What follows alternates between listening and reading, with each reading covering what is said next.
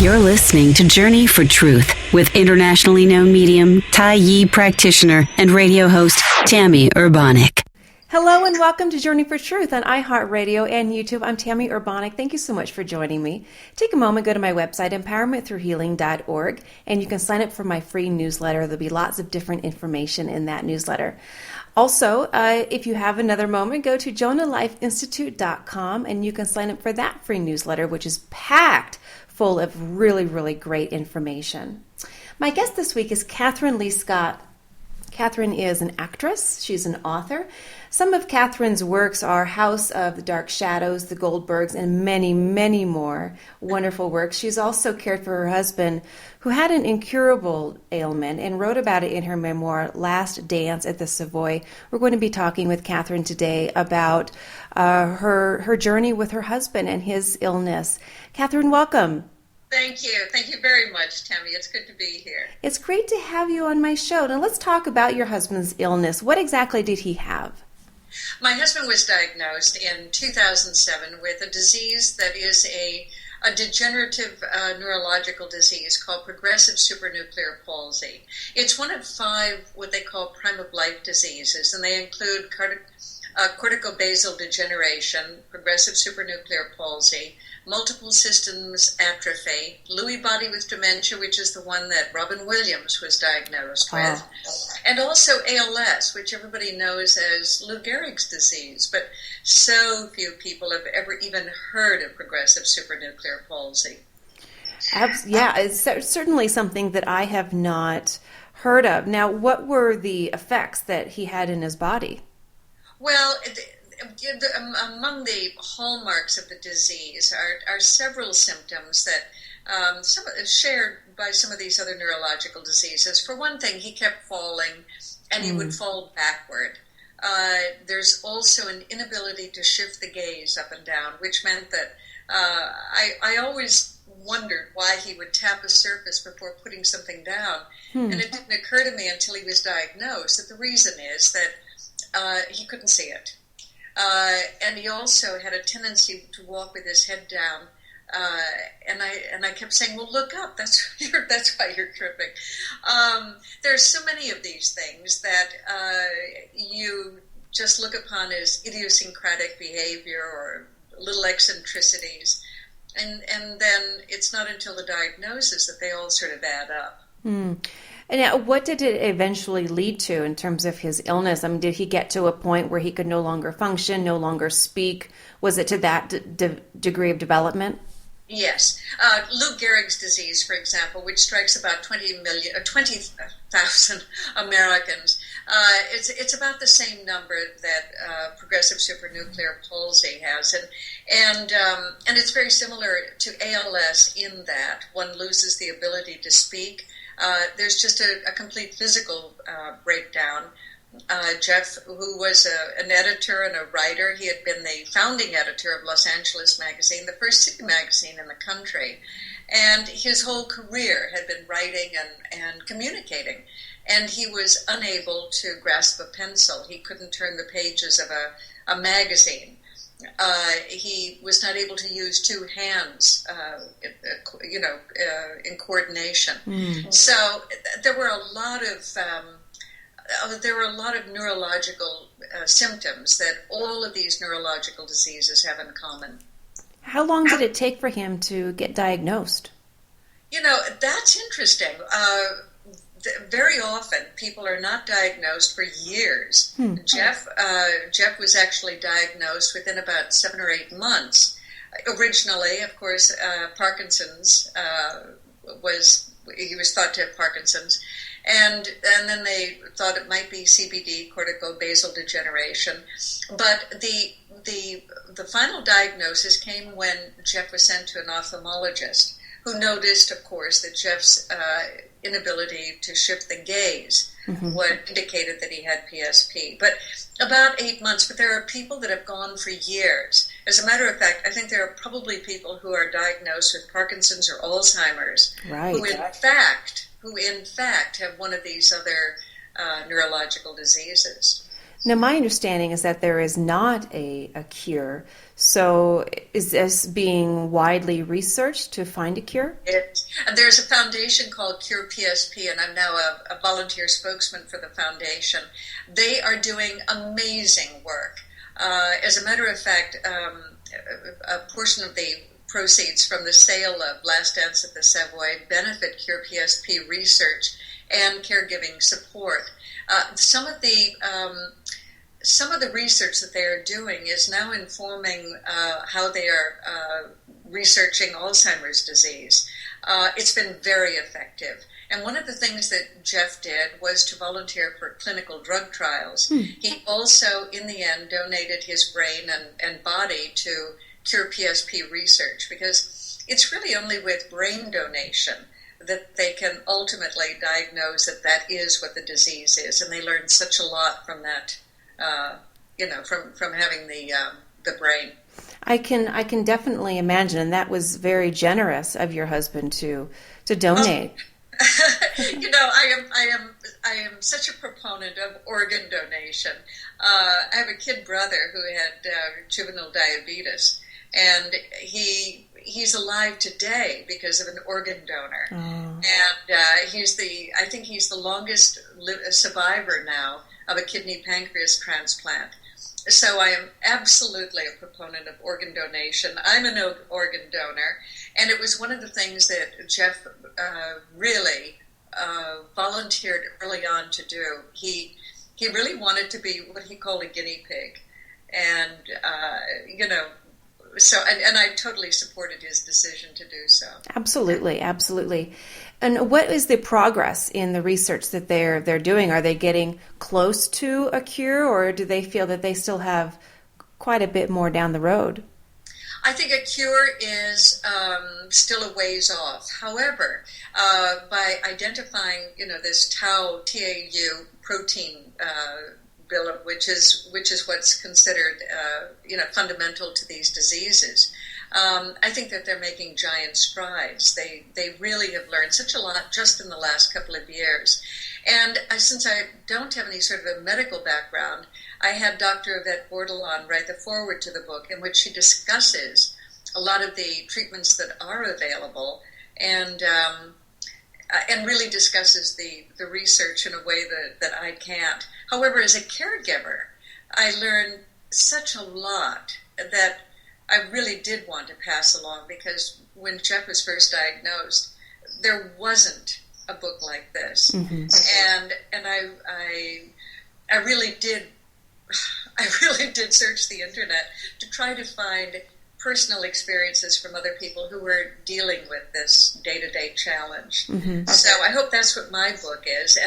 And the resource guide at the end contains so much information about support groups and links to all sorts of assistance, like handicap equipment and speech therapists, occupational therapists, all of that sort of thing.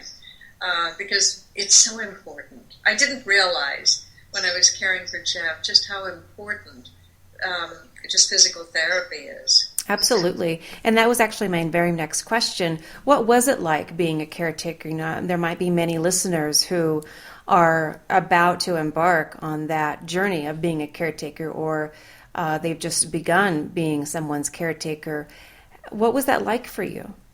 Well, initially it was very, very difficult, because I had absolutely no idea what this disease was. So I went to a support group, and that's where I started learning about the disease and how to best take care of my husband. And it really was daunting, because to see people in a far more advanced progression of the disease is really disheartening. You see what the end game is. And yet, the really important thing is the quality of life and making the most of, every precious minute. So among the many things that we did do was to install handicap equipment, and really, because choking is a real worry, and aspirational pneumonia and so on, just learning about nutrition and all of these other things that you really need to be concerned about and deal with on a day-to-day basis. Of course, very much so. how did you balance that with your needs? Because you have to take care of yourself, you have to take care of your immune system, your physical body, but also your mental and emotional state needs nurturing as well. Were you able to balance that? I think that I was, but you're bringing up a very interesting point, because all of these neurological diseases have this one thing in common. They're very isolating, because as the disease progresses, you are required to do that much more as a caregiver. Mm-hmm. And certainly the person that you're caring for just has less ability. There's also a terrific role reversal. In my case, the big strong guy who looked after me needed looking after. And that role reversal is difficult to deal with. But I think that we really did strike a balance. And of course, I think the takeaway from the book is the importance of being patient, realizing that the person that you're taking care of really can't help spilling things, dropping things. Right. Really can't help it. And every day there seems to be a new normal. One more thing that that is that somebody can't do. Mm-hmm. And it's very disheartening, but it is part of the disease, and it's something that you have to learn to deal with. Did you learn to take time for yourself, to take breaks? Did you bring someone in to assist you so that you could maintain as much of a balance as possible when you're caring for someone with such a degree of illness? Well, yes. I was actually Jeff's sole caregiver right up until maybe 6 months before he passed away. And I did get overtired. And when you're dealing with somebody 24 hours a day, and they lose so much of their ability to care for themselves, I mean, you really are doing everything, the bathing and feeding and everything. But in the last 6 months, I finally learned about home hospice care, and there are so many people that are, think that it really is end of life care, that you bring somebody, you go into hospice care in the last week or maybe 3 or 4 days. Right. In fact, home hospice care is really quality of life care. And when it's done in the home, you have a nurse and you have bathing assistants, you have a doctor that comes. And in fact, the care is so good that very often people go off hospice care because they improve to such a degree. Wow. And that did happen with my husband. But he was in home hospice care for altogether maybe 9 months. I mean, we went into it, then we went out, and you have that choice.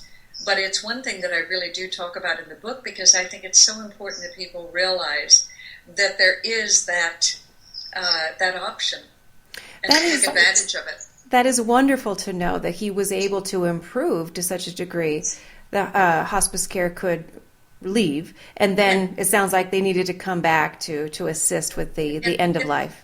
It's palliative care, but of course Jeff was eligible because he was at end of life. I mean, it is a terminal disease. There is no cure. There is no real treatment protocol for it. The reason why I was able to write the book is that one of Jeff's early doctors suggested that I keep a daily journal. And the reason he suggested it is that because there's no treatment, they very often prescribe all kinds of medications off-label. So Jeff was taking things for restless leg syndrome and Alzheimer's and Parkinson's, things that he didn't have, just on the chance that there was some ingredient in one of those medications that would help him. So he suggested that I keep a daily record so I could see what the progression was and what might be of help. So when it came time to write the book, about 1.5 years after Jeff passed away, I had that template on my desktop, and I was able to refer to that in the writing. So in a way, I really am offering somebody else what I did not have when my own husband was diagnosed. Oh, that is so wonderful. And an excellent advice from the doctor. I've always also advised people, keep a journal, keep a record, a documentation of what you're going through, whether it's a physical illness or whether it's mental, emotional, spiritual, but something you can document so you can look at patterns, you can look and see what's working, what's not working. So in your case, it sounds like not only were you able to track certain medications, you were able to document probably how you were feeling, what you were experiencing, what you were witnessing, observing in your husband. Right. And, you mentioned before, how did we cope? And I mentioned it being an isolating disease. One of the things that I really did do in the last year of Jeff's life, when he was starting to lose his ability to speak, I bought him what he called his Madonna, but it was that headband with the sponge mic, the voice amplifier, which absolutely changed his outlook. And I also sort of turned the bedroom, and it's a fairly large bedroom, but I took out all of the medications, all of the handicap equipment. I turned it into what amounted to like a cocktail lounge. I actually put in a round table with 2 chairs, and people knew that between 5 and 7 every afternoon, we had happy hour. And people could just drop in and have coffee, tea, a beer, a glass of wine, whatever. But Jeff looked forward to that because he needed that socializing. And it was really one of the best things that we did. And it was just small groups of people, 1 or 2 at a time. And, if they sat close enough and it was convivial, they could understand what Jeff was saying. So that was terribly important. And it also gave me a break, and it gave me an outlet. Mm-hmm. That is a fantastic idea. Fantastic idea. Well, hopefully you continued your happy hour afterwards, and you continue to enjoy yourself from 5 to 7 every day. Right. And now some people might say, okay, well, you are an actress, you have published many works, so they might assume you have money, you have the resources to care for your husband, to change things in your home to accommodate his physical needs. What advice might you offer to folks who do not have the same type of resources?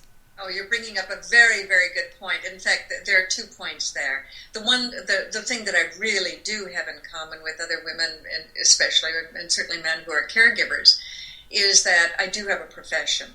And I did have to kick back. I was not able to go out and audition and work in the way that I had before. Mm-hmm. So that is one of those things that somebody has to face. One of the things that I did in the resource guide was to give links to all sorts of social services and Medicare and all sorts of other links that might be able to provide somebody with financial assistance or home assistance of some sort.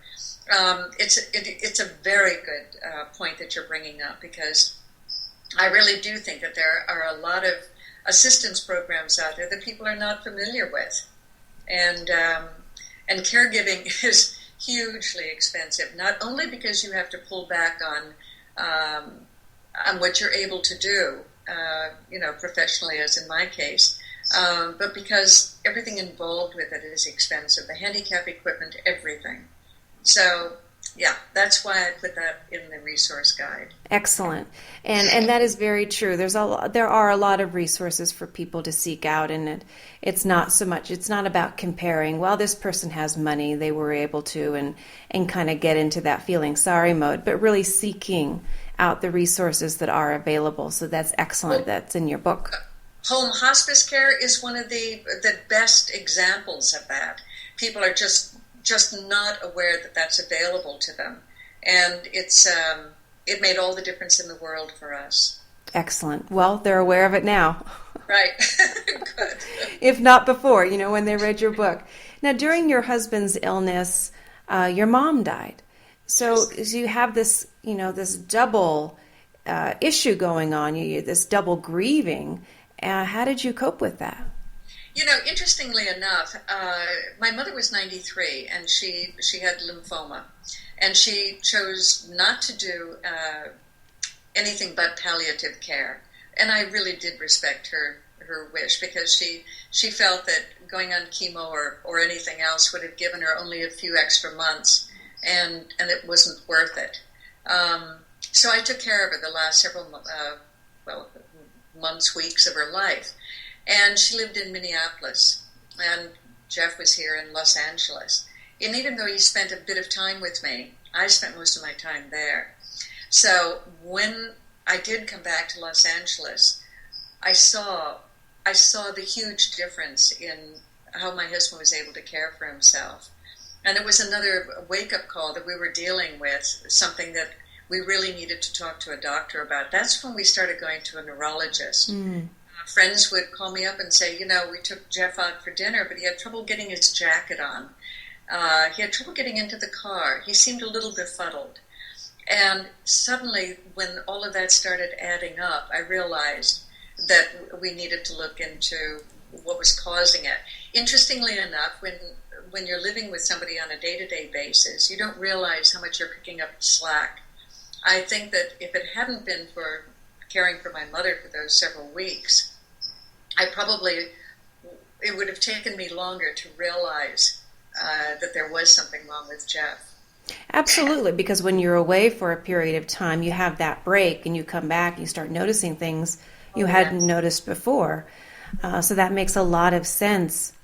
Why would it not occur to me that Jeff was not able to open up mail? He couldn't use two hands at the same time. I came back and I found the cupboard door on the left side open throughout the kitchen because he couldn't coordinate his hands. There were so many things that I noticed that, of course, if I had been there every day, I would have closed the cupboard. I would have, been opening the mail. I would have been doing all of those things. So it was a real eye-opener. So is that what you suggest for people, to be more proactive? Notice these little things that are beginning to occur, such as the cabinets are being left open, the mail is not being opened, difficulty in getting a coat on. Absolutely. It starts adding up after a while. And it's so easy because these things, usually start showing themselves in the 60s, when you're in your 60s. Which means that it's so easy to say, oh, well, I'm just getting older. So, and it's so easy to say, well, I tripped because on the sidewalk, the surface was slippery, the chair was wobbly. You come up with all of these excuses, but at a certain point, you have to stop and say, this isn't quite right. We have to look into this. Okay, so what are you up to now? Acting, writing? I'm doing both. I'm back writing. I've just finished writing September Girl, which is a standalone women's fiction. It's with my agent. And we've got our 50th anniversary Dark Shadows Festival coming up. Dark Shadows was my very first professional job. So I'm going to get with all of the actors I worked with 50 years ago, and which really should be fun. And Dark Shadows Return to Collinwood is a book I wrote about the 5 decades of Dark Shadows. And I'm also acting again. I'm actually doing a little episode tomorrow, something. And I had a recurring role as Miriam with George Segal and the Goldbergs. Mm-hmm. And I did Agents of S.H.I.E.L.D., which is really fun. I mean, and it was excellent. Well, what last advice can you offer the listeners here today about caring for someone who has an ailment, but also taking care of yourself? Well, people are always warned as a caregiver to really look after your own physical and emotional health. And one, get a fatigue. So my takeaway from the book is really to have patience. And I'm not necessarily a patient person, but it is the thing that I really had to learn. And I also learned that when a friend said, why don't you go out for an hour or two? Let me just sit with Jeff. To learn to say, thank you so much. That would be wonderful, because you do need that opportunity to just get out, walk fast, even if it's going to the grocery store and just getting out in a different environment. It's so important to one's own physical and mental health. Excellent. Well, thank you, Kathryn, so much for being a guest on my show this week. And I also should add that a portion of the proceeds from the sale of Last Dance at the Savoy benefits Cure PSP research. And also the book is available in audio, print, and ebook on Amazon. And I hope everybody will go and at least download a sample. Excellent. And also, what is your website?